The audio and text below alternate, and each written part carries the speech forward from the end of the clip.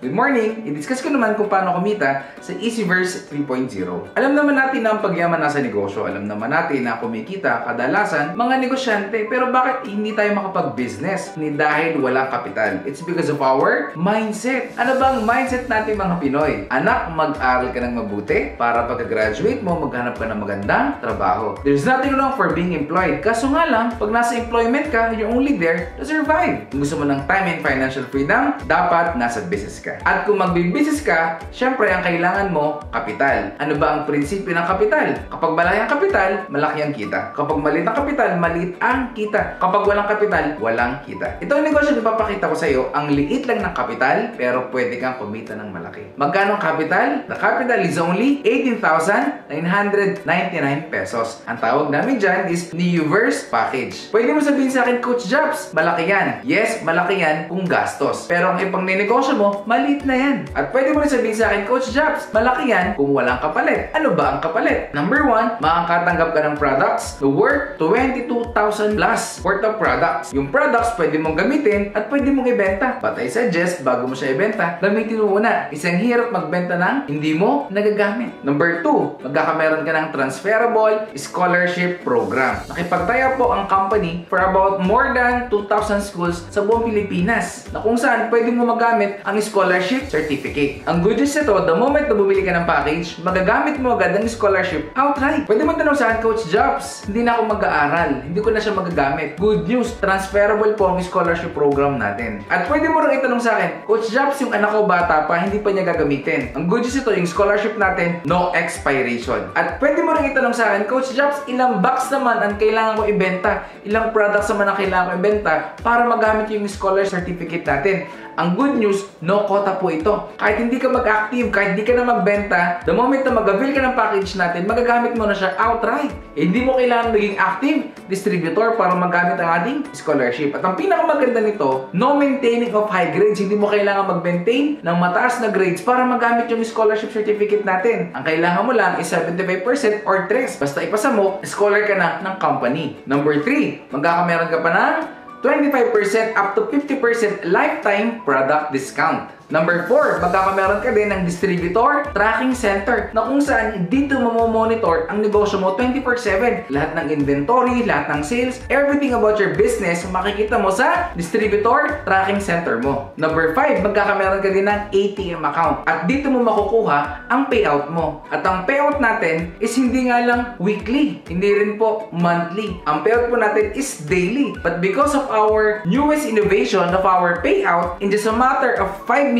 pwede mo na makuha ang income mo dito sa Easyverse. Number 6, magkakameron ka pa ng free online trainings. Ito po yung maganda sa company natin. Lahat ay tuturo sa iyo everything about your business online. Na kung saan matututunan mo every single detail about your business. And of course, number 7, magkakameron ka ng 2 additional free account. Ang tawag natin dyan is PPS or Performance Privilege Slot. Meaning kahit nasa bahay ka lang, as long as meron kang internet, pwede mo nang matutunan ang negosyo natin online. Paano nga ba kumita sa Easyverse 3.0? Number 1, pwede kong kumita through retailing or direct selling. Remember, after mo mag-join, magkakameron ka na agad ng lifetime product discount. Example, ang C24/7 is only 1,480 pesos. Dahil member ka na, makukuha mo na lang siya ng 1,090 pesos. So meaning, meron ka na agad na retail profit na 390 pesos. But I suggest, don't focus on selling. Kasi pag nag-focus ka sa selling, nakafocus lang income mo sa benta mo. Pag wala ka ng benta, wala ka ng kita. Dito ka mag-focus at tawag namin dito is direct referral bonus. Paano kumita sa direct referral bonus? Ang kailangan mo lang gawin is i-share tong video na to or i-share yung business sa lahat ng kaibigan, kakilala at kamag-anak mo. Every tao na masasharean mo ng business at bibili ng package na worth 18,999 pesos, kikita ka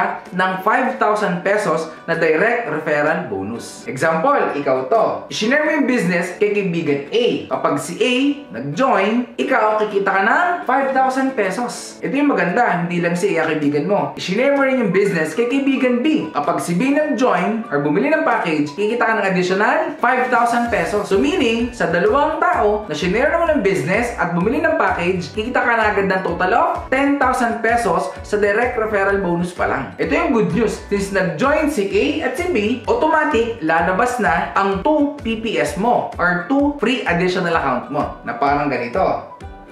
Number 3, kikita ka naman sa matching sales bonus. The moment na nag-join ka sa Easyverse 3.0, magkakameron ka ng left and right sales force. The moment na may nag-join sa'yo at nilagay mo sa left at nilagay mo sa right, kikita ka ng additional 1,800 pesos. Bukod pa sa direct referral bonus na kinita mo kanina. Since si A nilagay mo sa left at si B nilagay mo sa right, automatic magmamatch. At pag nag-match sila, kikita ka ng 1,800 pesos. So meaning, ang kinita mo sa dalawang tao na nag-join sa'yo is total of 11,800 pesos. Maganda. Siyempre, sobrang ganda. Ito yung good news. Si A, hindi lang ikaw kaibigan yan. Si A, i-share yung business kay kaibigan C. Kapag si C nag-join, si A, siya yung kikita ng 5,000 pesos. Kasi siya ang nag-share ng business. Si A, hindi lang si C ang kaibigan yan. I-share yung business kay kaibigan D. Another 5,000 pesos. Since dalawa din na nakuha ni A, automatic lalabas din ang kanyang dalawang PPS. And of course, si A, magkakameron din siya ng match. Si A, kikita rin ng additional 1,800 pesos. Total, si A kumita rin ng 11,800 pesos katulad nung sa'yo. Ang tanong, fair ba ang negosyo natin? Siyempre, sobrang fair na fair. Si B, i-share naman yung business kay kaibigan E. Si B, siya yung kumita ng 5,000 pesos din. At i-share niya rin yung business kay kaibigan F. That's additional 5,000 pesos din. And automatic, lalabas din ang kanyang dalawang PPS. Tanong, si B, meron din ba siyang match? Yes, kikita rin siya ng additional 1,800 pesos. Therefore, si B, katulad yung dalawa, kumita rin siya ng 11,800 pesos. Ito yung maganda. Since ang rule sa matching sales bonus, kapag merong isa ka sa left at merong isa ka sa right, automatic magmamatch yan. Kahit hindi ikaw ang nag-share ng business. Ang tanong, si C at si F, nag-match ba sila? Yes, nag-match. So, 1,800 para sa'yo. Si D at si E, tanong, nag-match ba sila? Yes, nag-match. That's additional 1,800 para sa'yo. So, 1,800 plus 1,800, total kumita ka ng additional 3,600 pesos passive income. Ang tanong, ikaw pa ba ang nag-share ng business kay C, kay D, kay E, at kay F? Hindi na. Kilala mo ba sila? Maaring hindi na rin. May ginawa ka ba? Maaring wala. Ang tanong, kumita ka ba? Yes, kumita ka. Ang tanong, maganda ba yung negosyo natin? Siyempre, sobrang ganda. Alam mo kung bakit maganda? Kasi kumita ka ng walang ginagawa. Di ba na gusto natin mga Pilipino?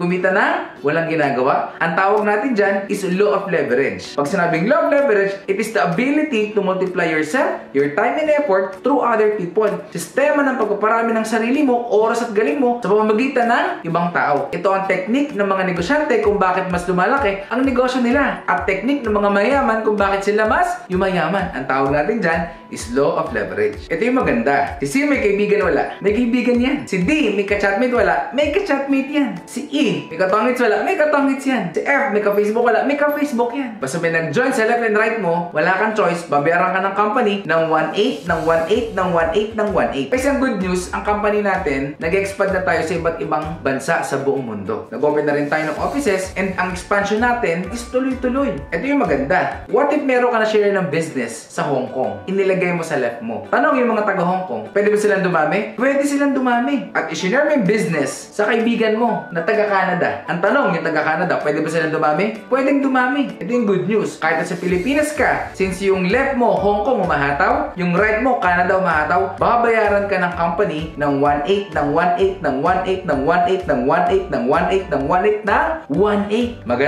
Maganda.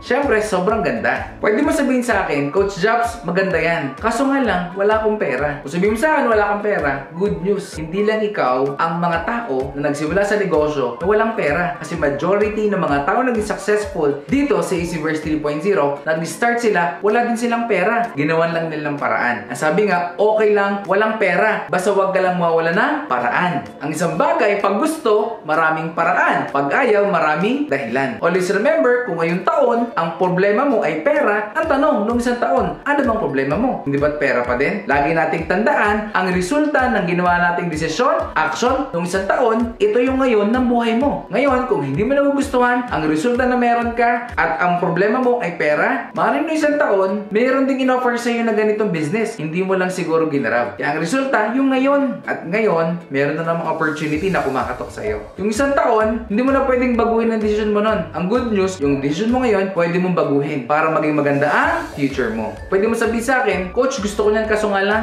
busy ako. Kahit sa totoo lang, wala pong taong busy. It is just a matter of priority. Ngayon, kung naging busy ka ka sa ginagawa mo at sa tingin mo, meron kang personal growth at nagiging okay ang financial status mo, okay yan. At nagiging masaya ka, okay yan. Kaso nga lang, kung sa tingin mo, hindi worth it ang pinagkakabisihan mo, hindi worth it yung effort mo, baka ito yung opportunity na para sa'yo. Sabi nga guys, kung nagiging busy tayo sa negosyo ng ibang tao, hindi ba dapat mas maging busy tayo para naman sa sarili nating negosyo? At pwede ba rin sabihin sa akin, Coach Jobs, gusto ko niyan kaso nga lang mahihain ako. Alam niyo ba guys, itong perfect na negosyo sa mga taong mahihain. Bakit? Kasi yung wala sa'yo, pwede mong hanapin sa ibang tao. Example, mahihain ka. I-share mo lang tong business sa mga taong hindi mahihain, sa mga taong walang hiya, makapal ang mukha, lahat ng trabaho nila, pasok din sa'yo. At pwede ba rin sabihin sa akin, Coach Jobs, hindi ko yan linya. Sa panahon ngayon guys, hindi na uso ang linya-linya. As long as moral yan, ethical yan, at wala ka nayayapakan tao, at kumikita ka ng maganda para sa pamilya mo, linyahin mo. Bakit? Sabi nga, kung dun sa linya mo, hindi ka naging successful financially, subukan mo naman yung hindi mo linya. Baka dito ka maging successful. And besides, huwag kang mag-alala. Dahil ang isang bagay, bago mo siya maging linya, kailangan mo lang siyang pag-aralan. The good news is, kumpleto ang trainings natin nang sa ganun, matutunan mo at mapag-aralan mo everything about our business. Guys, I do believe that everything happens for a reason. Hindi aksidente na nakita mo ang video na ito. At hindi aksidente na nakilala mo si Coach Jobs ngayon. Because everything happens for a reason. Who knows, baka ito na yung calling and blessing mo para magsimula ka ng sarili mong negosyo. Again, this is Coach Jobs. God bless.